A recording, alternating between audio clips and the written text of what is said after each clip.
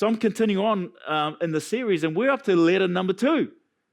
Letter number 2. And I don't know about you, but when I ever get a letter number 2, which obviously there was a letter number 1, now I'm getting letter number 2, I immediately start thinking, okay, what's gone wrong this time? Because usually by the second letter, someone's already in trouble. If you're getting a second letter.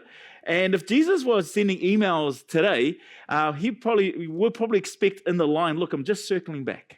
I'm just circling back. And if you're circling back, then you already know you're not just circling back, you're getting caught out. But what's interesting about this letter is that the church isn't getting told off. They're actually doing a lot right in this letter. They're doing a lot right, which is honestly kind of makes it even more uncomfortable, because sometimes you can be doing the right thing and still be under pressure. Sometimes you can do the right thing and still be under pressure. You ever notice, like, you're trying to do the right thing, trying to honor God, trying to live with integrity, and instead of things opening up, it feels like everything's closing in. Opportunities don't come, doors don't open, things don't work out the way that you thought will work out, and you start asking questions like, God, I thought this would go differently, because we're all being conditioned. We're all being conditioned to believe that if I do right, things should go right. If I do right, things should go right. But the letter to Smyrna, in the second letter, kind of flips that. It flips that. See, this church, they're doing the right things, but life is not going right. They're doing the right thing, but life is not going right. Have you ever felt that in your own life? Like, I'm doing the right things. Lord, I'm doing the right things. I believe I'm doing what you're asking me to do. I'm living right. I've got my life right, but things aren't going right. What's going on? What's going on? And the pressure's real. And this letter to Smyrna, we can relate to. Because most of us, we're not facing the same kind of pressures or the same kind of persecution that Smyrna is, but we're all facing pressure. Pressure to compromise. Pressure to fit in, which leads me to the title of today's message. It is, pressure doesn't define me. Pressure doesn't define me. Now, Revelation, I love the book of Revelation. It's such an encouraging book. Many people fear Revelation, they misunderstand it. It's an encouraging book, and especially when I'm going through some hard times, I realize I read the book of Revelation, hey, regardless of what's going on around me, it looks like evil's winning, but guess what? Jesus wins. And it's such an encouraging book. And this letter is like a big spirit-breathed letter. The book of Revelation. It's not actually the book of Revelation, it's the letter of Revelation. And these 7 letters sit at the center because Jesus is speaking directly to his church. I love this. And because these letters, they're real, they're raw. They're preparing God's people to stand when pressure hits. This is Jesus stepping in saying, I see you, I know you, and I've got a word for you. And you know, Jesus has a word for you. For you. He sees you right where you are. And so here's the second letter addressed to Smyrna. Everyone say Smyrna. Smyrna. Smyrna. And now before we read it, let me just show you where this city is and what the city was like. And today, this ancient city sits in modern-day Turkey. Back then, it was known as Asia Minor. And John, who wrote this book, was exiled to the island of Patmos, and he could literally see the land that he's writing to, and he's writing to these 7 churches. Now, during this time, this is where most Christians in the world were. Where they're most situated was in this area, and he's writing to the 7 churches, these 7 churches. Now, Smyrna, this was a wealthy port city. It was beautiful. In fact, its beauty rivaled Ephesus, and Justin talked about Ephesus last week. It was fiercely loyal to Rome, deep in idol and emperor worship. They would worship the emperor there. And because of that, Christians were excluded from economic opportunities. So they were pressured. They were pushed out, struggling financially. So this is a rich city with a poor church. This is a rich city with a poor church. And Jesus gives them a message. Revelation chapter 2, verse 8 to 11, and he writes this, write this letter to the angel of the church in Smyrna. Now, the Greek word here is anglos, and anglos literally means messenger. So whether that's a heavenly messenger or a human leader.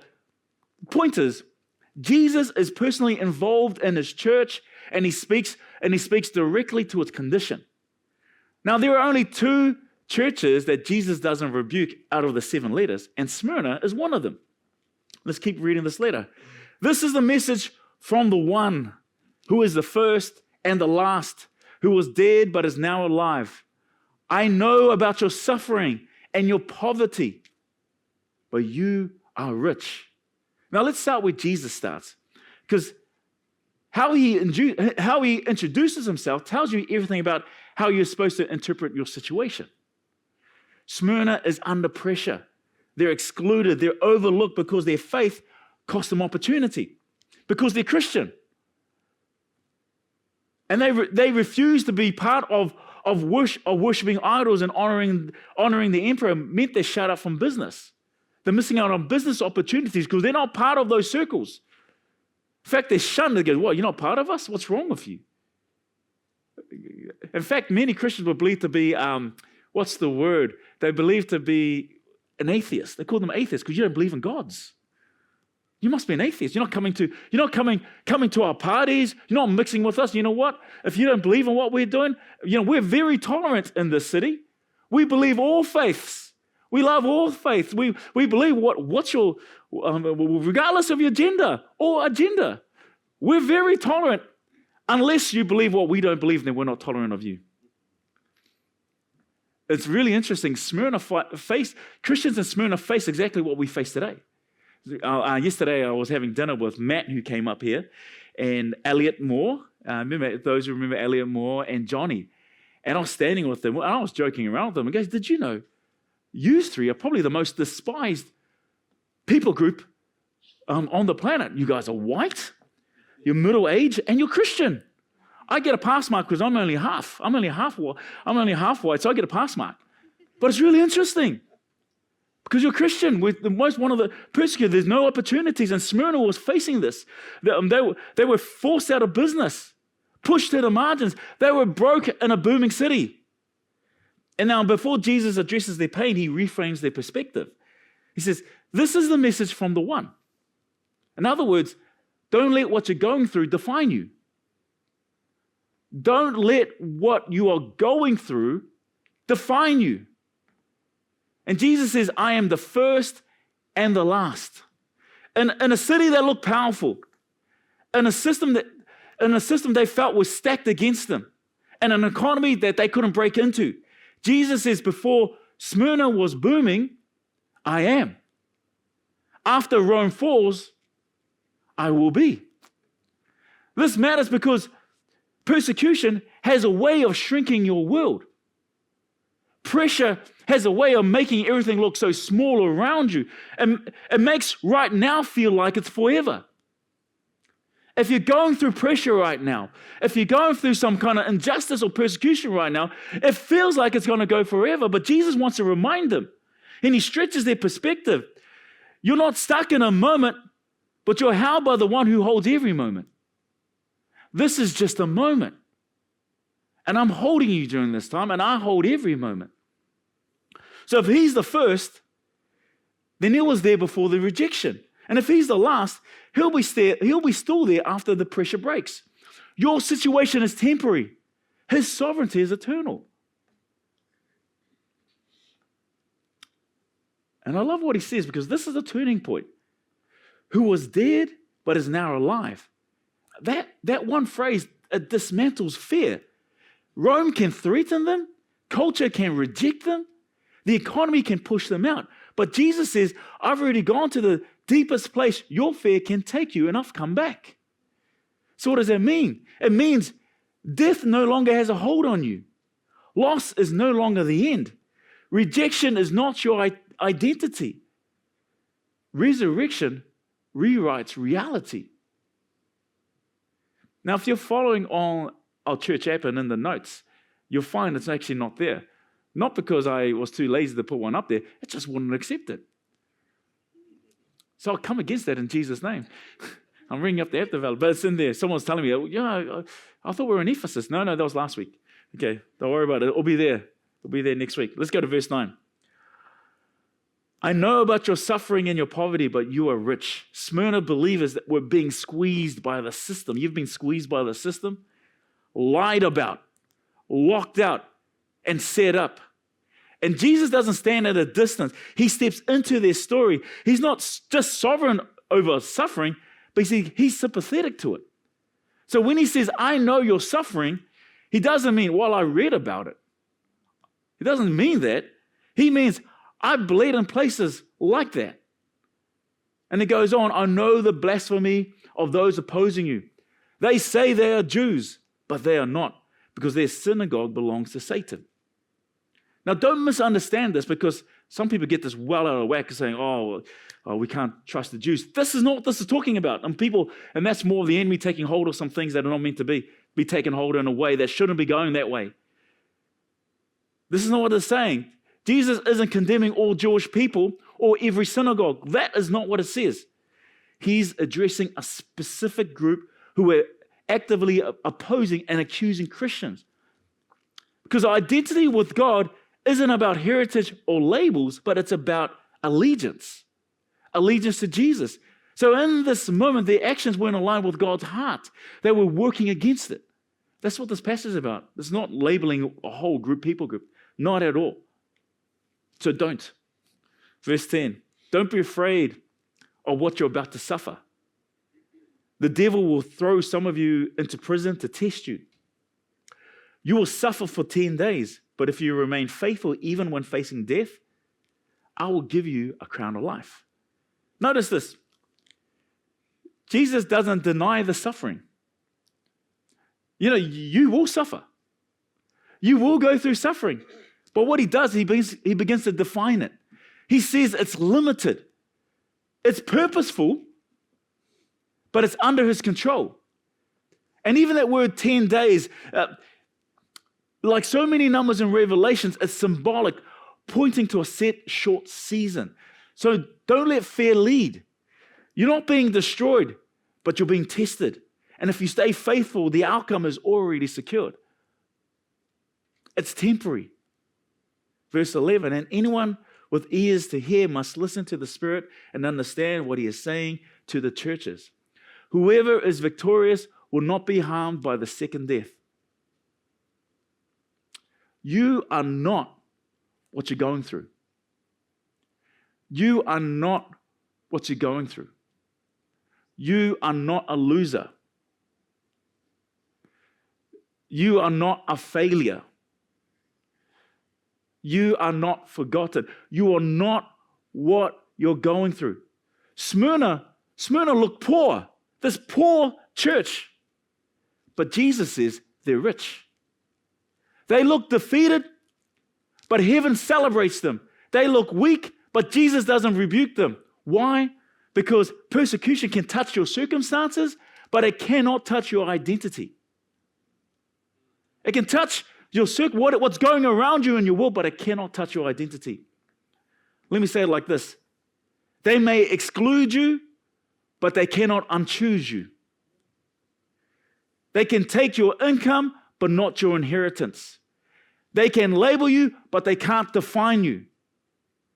And Jesus anchors this in this truth and who he is. He says, I am the first and the last. I was dead, but now I'm alive. In other words, don't anchor your identity in your hardship. Anchor it in Jesus. That's who we anchor identity, and not in our hardship. What I'm going through right now does not define me, but who I am in Jesus defines me. So what does this mean for us? Well, it means most of us, we're not facing execution like the people in Smyrna, but we are facing pressure. Pressure to compromise our convictions. Pressure to fit in. Pressure to stay quiet. Pressure to trade your calling for comfort. But here's the danger. It's subtle. It's very subtle. You don't even realize it's happening. But you start letting your environment tell you who you are. You're behind.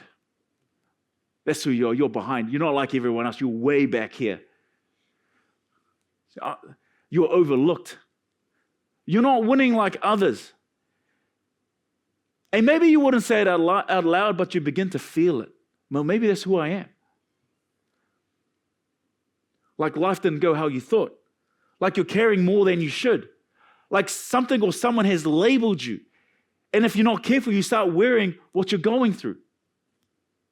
But Jesus steps in just like he does in Smyrna. And he steps into your world because Jesus has a word for you. He steps in and he interrupts that narrative. Before you let society define you, let me introduce myself to you again. Because some of you have let your past define you. Failed. Broken. Not good enough. Some of us have let your pain define you. Your mistakes define you. Someone else's words define you. Some of us have been trying to build our identity on success, relationships, approval, performance, and it's just crushing you. Trying to keep up with what other people think about you. Because anything you build your identity on that can be taken will eventually break you. But Jesus says, I am the first and the last. I was dead, but now I'm alive. In other words, I was here before your failure, and I'll be here after your pressure. And I've already defeated the worst thing that you're afraid of. So here's the truth that you need to grab on. Pressure doesn't define me. Pressure doesn't define me. Not the pressure at work, not the pressure in your family, not the pressure in your mind, not even the pressure you put on yourself. You might be in a season that feels like loss, but that is not your label. You might be in a moment that feels like failure, but that is not your identity. You might be under pressure, but you're still his. So don't let what's happening to you rewrite who you are. Let me say that again. Don't let what's happening to you rewrite who you are. Jesus already said all that. So we've got to be careful not to let pressure turn into comparison. Because that's the next step. When pressure takes hold of us, we start comparing ourselves to other people. And comparison turns into bitterness. Because it's easy to look around and think, why is everyone else winning? You ever done that before? Someone gets up, shares a testimony in church. They're like, oh, that's nice. What about me? My healing didn't come. My breakthrough didn't come. My job didn't come. We've got to be careful that we don't let comparison lead to bitterness. Why is everyone else winning? We see people in their winning seasons, but we didn't see what they walked through to get to what they walked through during their losing season. Because it always says their winning season. Well, but we've never seen their losing season. And I felt that personally. There have been moments where people looked at our life, opportunities, travel, experiences, and they've made assumptions. Just like they've made assumptions about you. They see you in your winning season. They just assume, oh, this person's got it all together. This family's got it all together. Look at them living in this nice house. Got a nice family. And they make assumptions about you, not realizing what you went through during your losing season. So easy for us to compare ourselves to other people. That must be nice. They've got it easy. But they didn't see the pressure. They didn't see the tears. They didn't see the quiet seasons.